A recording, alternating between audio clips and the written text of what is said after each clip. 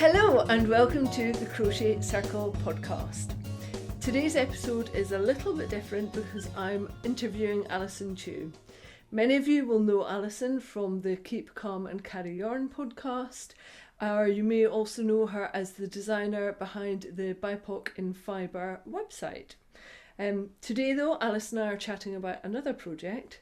It's a really exciting project that she's been working on. So hello Alyson, welcome in. Hi Faye. Hello. Did you see she was waving? Just so you all know, Alyson's waving, as you have to do on this podcast. It would be really lovely because some people may not know you and your background. It'd be really lovely if you could start off by telling us a little bit about yourself. Yeah. So, as you mentioned, I host the Keep Calm and Carry Yarn podcast with my mom, where I crochet and she knits. So really representing the crochet there. And crochet has pretty much been my main hobby since we began that podcast and a little bit before in 2017. I'm originally from the States, as you can probably tell from my accent. You do not have a Scottish accent? No. Yeah, although, in no way from this part of the world. But I've also started designing a bit. I had a design that was shortlisted in the Unravel design competition, which is really exciting for me because that was sort of my first sort of serious foray into the design world.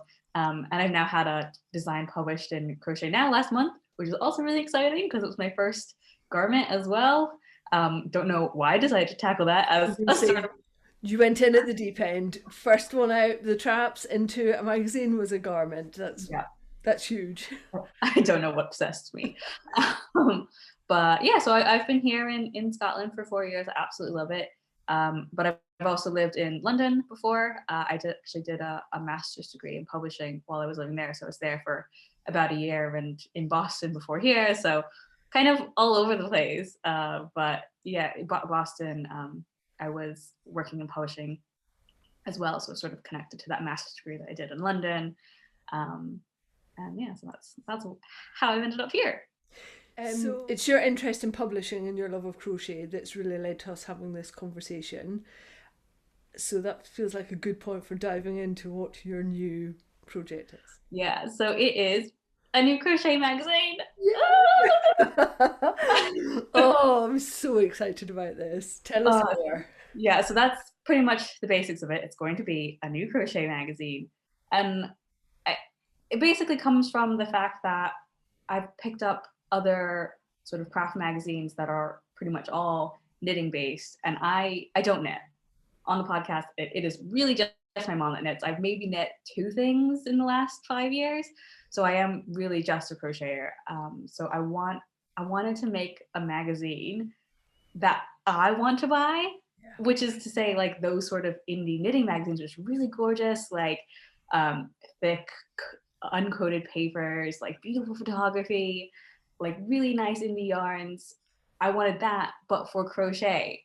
And it doesn't really exist out there. I can't think of anything globally that fits that niche. Obviously, as you've said, there are some for knitting. I can't think of anybody that is producing something that's purely for crochet. Yeah, and particularly I think printed as well. I think there's a few sort of websites or online magazines that are kind of doing that sort of thing, but it is all digital. And I think there's just something really, really special about having something physical to kind of touch and flip through. And yeah, I think as crocheters, we are really tactile. We like touching things, and to be able to hold a magazine is just a really nice experience. And the smell of it as well, like proper beautiful pages, and it just, yeah, there's something really special about having something tangible in your hands. Yeah, and I think particularly as well with you're sort of like indie magazines where it's printed on that particular paper, it's extra tactile. It's not the thin sort of glossy pages of your sort of commercial magazines, which have their own place, but it is just less of a experience, I feel like, to flip through those. And I think that's worth touching on. I think we're quite lucky being UK based. We've got some really good UK monthly crochet magazines. People will know I'm a massive fan of Inside Crochet, but that's a totally different ballgame from this, isn't it? Yeah, I think, you know, they're going to try to accomplish a slightly different thing, and I think, you know, they'll complement each other in ways, and like you'll be able to find some things in those sorts of magazines that you wouldn't be able to find in this one. I don't even think I've mentioned the name yet. No. So the name of the magazine is Moorit, Moorit.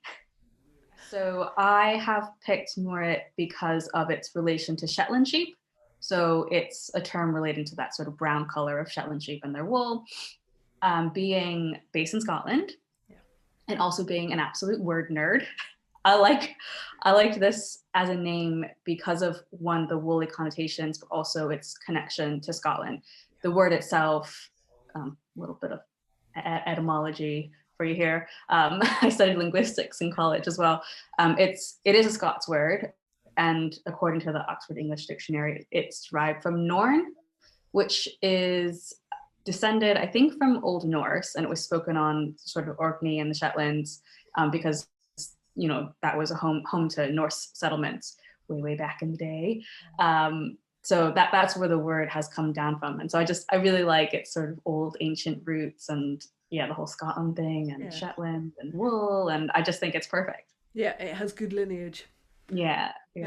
Well, I also liked it as well because I was playing around with names that maybe had more of a direct link to crochet. Yeah. But I just thought about some of the other titles of knitting magazines, and for the most part, they don't bash you over the head with, we're a knitting magazine. So it's like, well, why do I have to do it for crochet? I think it's almost, I don't know where that need comes from, whether it's like self-justification or wanting to like really emphasize the crochet, but I just sort of thought, actually, can we not just have it be about, you know, the material and just the general craft, rather than having to insist that we're crochet. Like we don't need to justify ourselves being here in this space. No, we can definitely occupy a bit more of the crafting space. And for me, what it speaks to is exactly what you said. It's the materials. It's about wool and place-based yarns, and maybe understanding a bit more of the provenance of your material streams that you're working with as a crafter. So what can crocheters expect to see in Moorit?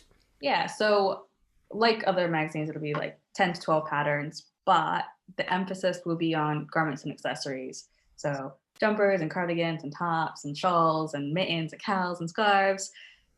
And I want the designs to be quite modern and sort of using Scotland as a background of inspiration, generally speaking. But I think really pushing that sort of, you know, I think there's a tendency to equate modern to like clean and minimal, and in terms of aesthetic. I think there's an element of that, but I think just as well exploring all that crochet can do, and just dispelling rumors, or not rumors, but ideas that crochet garments aren't as nice as knitted garments and whatnot. And I think as well, the Scottish climate will begin to dictate the type of design. So the idea is that it'll be published twice a year. So you've got your autumn, winter, and spring, summer. And for the spring, summer issues, because it only gets so warm here, you won't really see necessarily, you know, halter tops and bikini cover-ups and things like that. They'll still be sort of Scotland summer appropriate. So maybe a bit more cotton, but a little bit more coverage, that sort of thing. And with that emphasis on garments and accessories, there'll be slightly less of your amigurumi and blankets and homeware, just because I think there's already so much of that sort of thing that you can find. And I kind of wanted to limit the scope of the magazine to be very specific and to be focused, you know. And I would say, from doing the podcast, and I don't know if you get the same from your viewers and listeners, there's a real wish for more crochet garments in particular, but very wearable ones, where the sizing is inclusive, and it takes into account all sorts of body shapes. So is that part of the ethos of the magazine as well? Yeah, so definitely wide ranges of sizes. I think I mentioned about 30 inch to 62, at least, that sort of range that you're looking at. But as well, I want to introduce a sort of digital element to the print magazine on top of having sort of PDF version. I think introducing an extra digital element could have the possibility of opening up those sort of size inclusive, areas where maybe other magazines, they might be limited by page space. But if you start to publish things on a digital platform, you've got like unlimited space. So whether that's just having lots and lots of instructional photos or stitch count charts, that sort of thing, which doesn't necessarily need to be in the magazine, could go online. I think that's a really clever element, and I can't think of any other publication that's doing that, certainly within the knitting crochet sphere. So I think that alone makes Moorit a real standout publication. It's such like, it is very me, I think. I mean, considering that, I do the web design for BIPOC and BIRA, I love fiddling around with code and thinking about, online things. So yeah, it's definitely up my alley. Does that then also lead itself in for, I'm thinking about reading apps for people that have visual impairments. So does it link through to that side of things as well? Yeah, so I've actually already had a meeting with an accessibility consultant about how to introduce accessibility into the magazine. And I think it makes sense. If I'm going to think about it, I might as well build it from the start, because, if I start building the magazine without thinking about it and then having to retrofit things into accessibility. So I've talked to the consultant about both sort of general visual impairments, whether that's like large text, but also making a standalone version that would be screen reader compatible. So for me, I'll need to do a bit of training on how to create those sort of templates and whatnot, and work with a consultant as the process, unfolds. But this is definitely something that I'm hoping will be released at the same time, if not, a little bit after getting the first issue out, is having a separate standalone edition. And then, so as well as the patterns itself, I'm hoping to have, one or two articles or essays and whatnot. And so that will be both about crochet, but also potentially other topics, whether that's about craft and creativity in general, or the people who are working in those spheres. I already have definitely one article lined up for the first issue, and with the potential of another one. So yeah, I'm really excited. And maybe some fun things that I've been playing around with is, like your Cosmo magazines, there was always those like quizzes or like horoscopes or reader confessionals. This is basically you and your mom and your podcast. This is what you're up to. This is a I thought it would thing. be just a nice little nod to like that sort of thing, and just maybe have one little thing in the issue.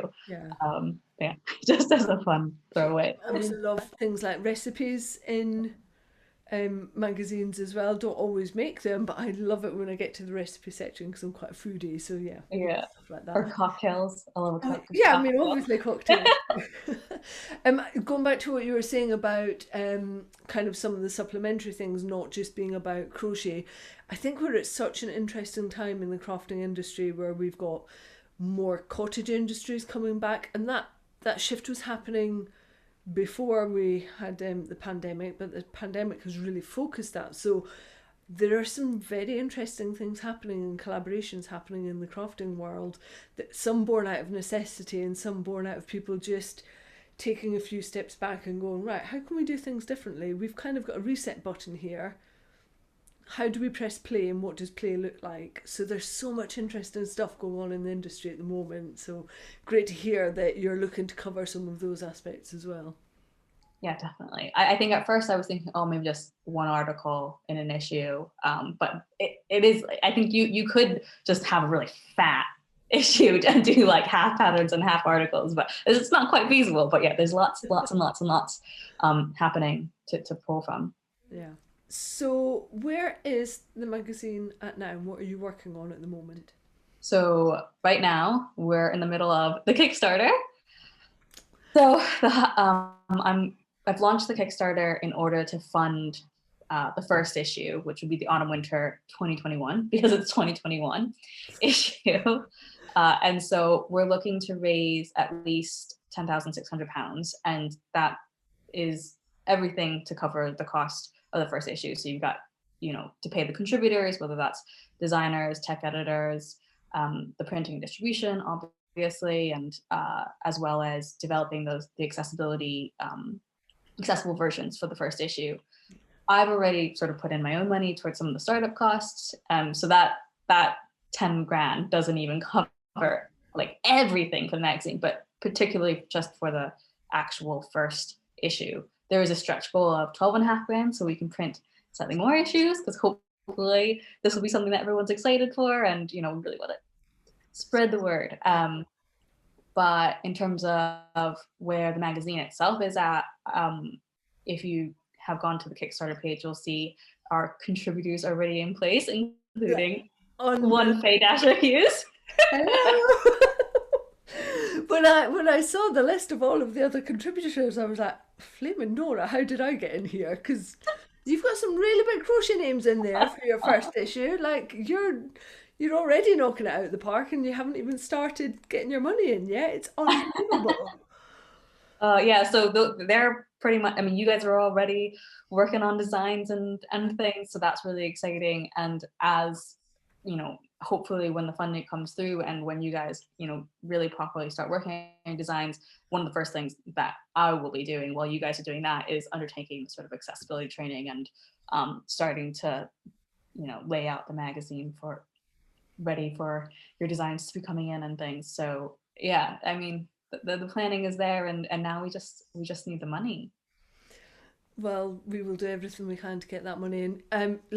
I'm guessing that some people are listening and watching this, and they've just gone, £10,000. Oh my god! And I would reiterate what you've said. You've obviously already put your own money in there. I had a ballpark of where I thought it was going to cost you to be able to deliver the magazine, and yeah, it's a lot of money to be able to do this and to be able to do it properly. And as you've said, to come straight out and say we're going to look at accessibility, it's going to be thoroughly tech headed. We've got the some really huge designers in there. All of these elements cost money, absolutely, as they should, and that's why the Kickstarter campaign. Yeah, and it's not even a matter of having like well-known designers. It's just having 8, 9, 10 designers and wanting to pay them for the work fairly. And yeah, it just all adds up. Yeah, I hope you're also paying yourself fairly out of this. That's the other thing, is that this isn't a hobby thing for you, is it? You've got a degree, you've got your masters. Yeah, this is your livelihood that you're trying to set up. Yeah, and I want even though the funding is for the first issue, hopefully the idea is that this goes well, and profit from the first issue means that we can do a second issue and a third issue and a fourth issue. Yeah. I honestly do not believe you're going to have any problems getting this Kickstarter. I'm there as your first wholesale customer. As soon as we're out doing yarn shows again, I expect to have copies of Moorit available for me to be able to sell on my stand, and to have it in the online shop. I think the crochet community itself has been looking for something like this for a long, long time. I think what might take a little bit longer is for the yarn shop side of things to catch up to where and how vociferous crocheters are about this and what it is that we want, because I still feel like we're being underserved. Definitely. So I'm hoping that this publication will help to pull up what's available for crocheters in yarn shops as well. I actually think it's a much bigger thing than potentially even you think it is. I think this could be huge for crochet globally. I think you're going to set the bar. I guess, yeah, I mean, just you mentioning about yarn shops, it is like, hopefully the magazine will sort of be, like a signal to yarn shop owners that, I mean, the crocheters are there. Not only are they there, but they've helped fund this magazine. They want this magazine. This is the kind of content they want. I'm just thinking about going into yarn shops, and you got your crochet bookshelf and your knitting bookshelf, and it's always I look at all the stuff on the knitting bookshelf and just think, why don't they have books like that but for crochet? Why is it just learn how to crochet for beginner books? I am really excited. It just talking about it now as well, it just makes it seem more real. And I've put into mind of when we were doing BIPOC and Fiber, I was interviewed at one point and asked like how I had come about to be part of the project, and it was because I'd messaged Jeanette Sloan, and my whole reasoning behind this was that I had it in my head that I wanted to ask her this question or ask if this resource was going to become a thing. And I kept thinking like, oh no, like she's got enough on her plate. I'm sure she's already thinking about it. Somebody else is already helping her. And eventually I just realized, nah, like why not? Like what happens if you don't say anything and no one else says anything and it never happens? Then it's on you, right? So I feel like with this magazine as well, like I've been sitting here thinking, wouldn't it be great if there was a crochet magazine?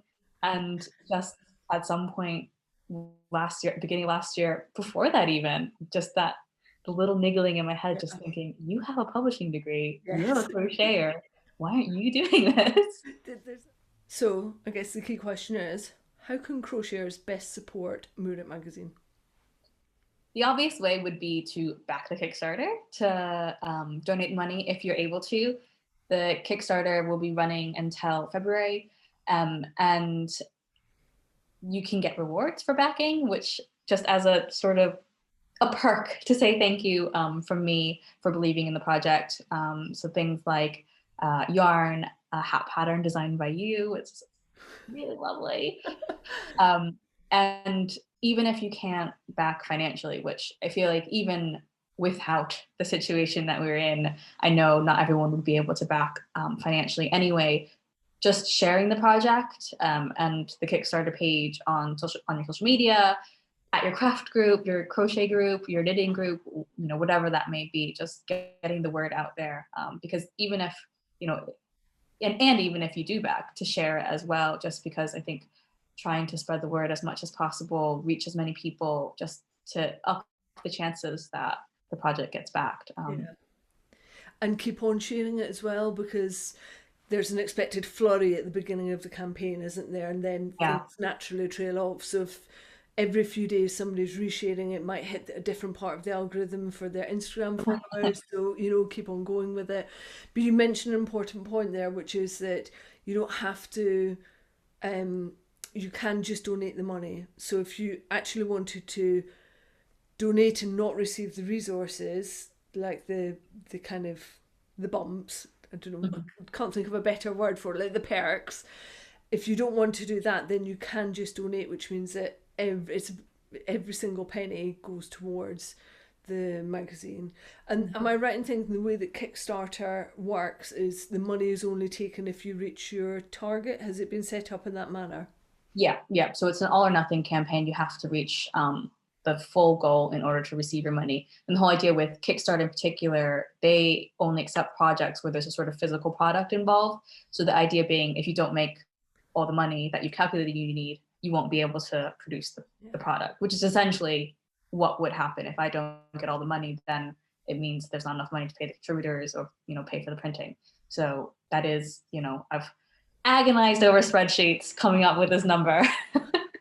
It seemed like a really sensible number, and I love the fact that you've set it all out in the Kickstarter campaign. You've been very transparent about where the costs are. I love the pie chart for it. I just thought it was a really nice way of showing where the money's going, and that you haven't just kind of plucked this figure out of midair, that there's some real accounting that's gone into the back of it.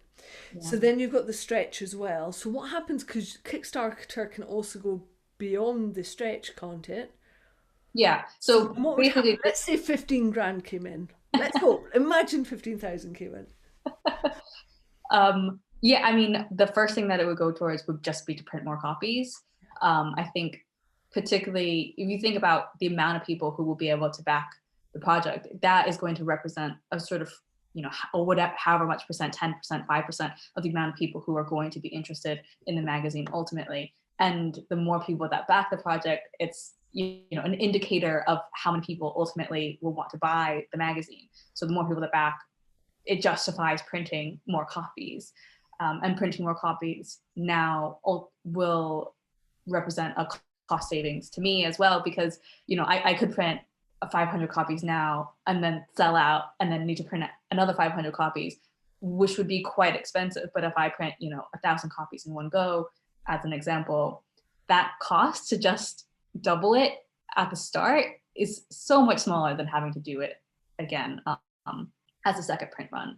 I think I've marked it out like, yeah, the if you just think about the cost difference between the 10.6 that I'm trying to raise and the 12.5, which would represent a doubling in the print run, like it's not a doubling of the price at all.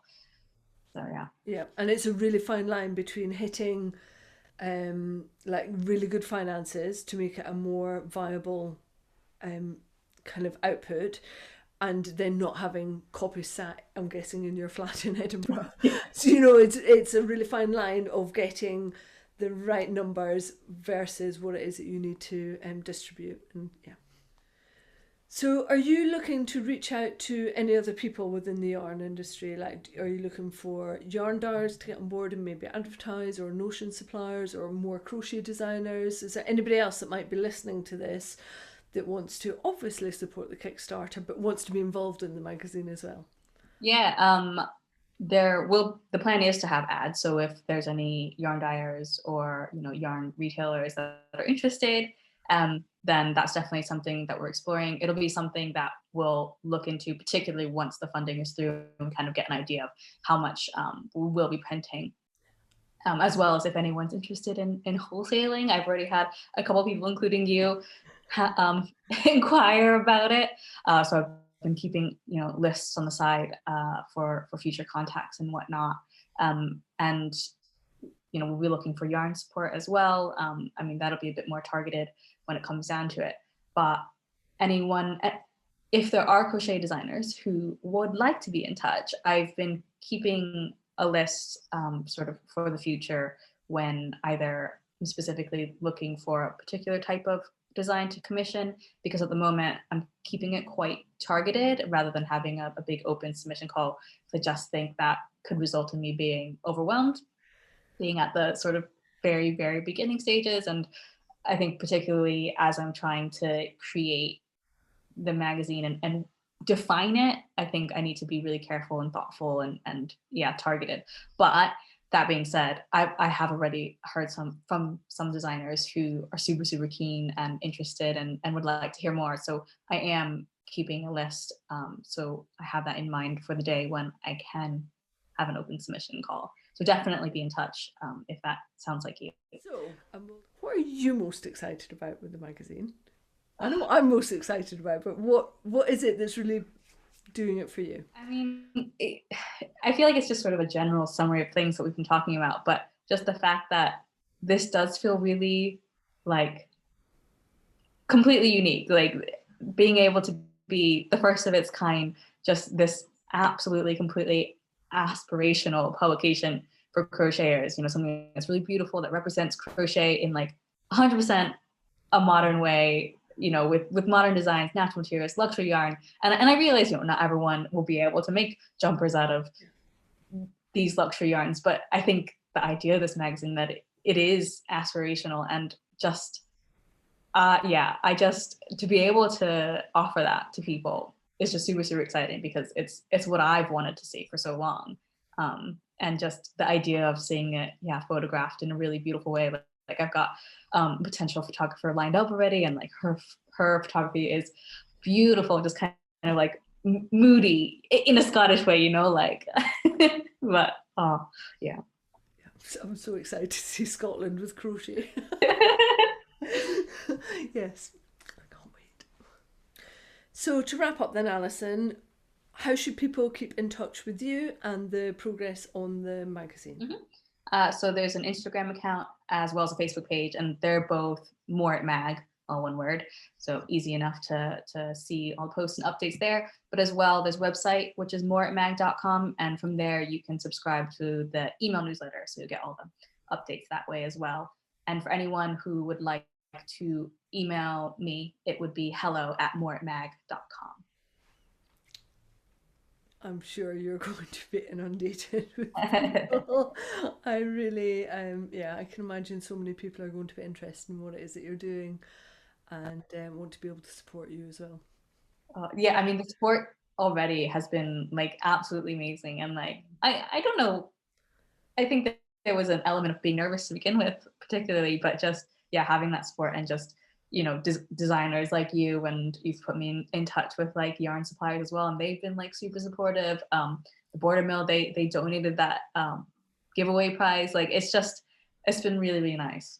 Yeah, and I think it's worth mentioning again, and just for people to bear in mind, this is you on your own doing this. This is not a full team. Yeah, when I say we, it's the royal we.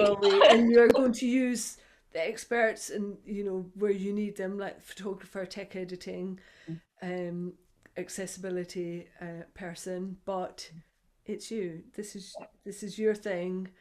You've got the skills, but we're talking about an awful lot of work for you to be able to get this off the ground. So anything that the Crochet Clan can do to support, please do. I know from conversations that we've had over the years that so many Crochet Clan members have been looking for this magazine for years and years and years. So we now have the opportunity. So let's do what we can. Let's make it happen.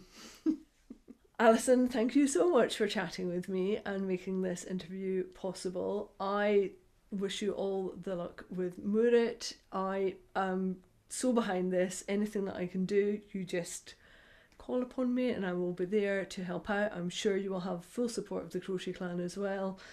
Like, I cannot wait until the day that Moorit Mag comes through my letterbox and I get to rip it open and sit down with a nice coffee and just slowly paw my way through a beautiful, tactile, gorgeous crochet publication. It's going to happen, and I'm going to be so proud the day that comes, because it will mean that you've got there with this project, and it's coming. So thank you for taking that jump and saying that you're going to do it, because we want it. And like you said, if nobody else was going to come and do it, then why not you? You're the person that's very well placed to do it. So I wish you the best of luck with your endeavours for Moorit magazine. Oh, thank you so much, and thank you for the help you've already given me and the advice and insight, and thanks for having me on the podcast. You're very welcome. It's been ages since I've done an interview. It's a bit out of practice, but yeah, I need to do more of this, I think. Thank you very much. Yeah. You have to wave yourself out as well. Bye. Bye.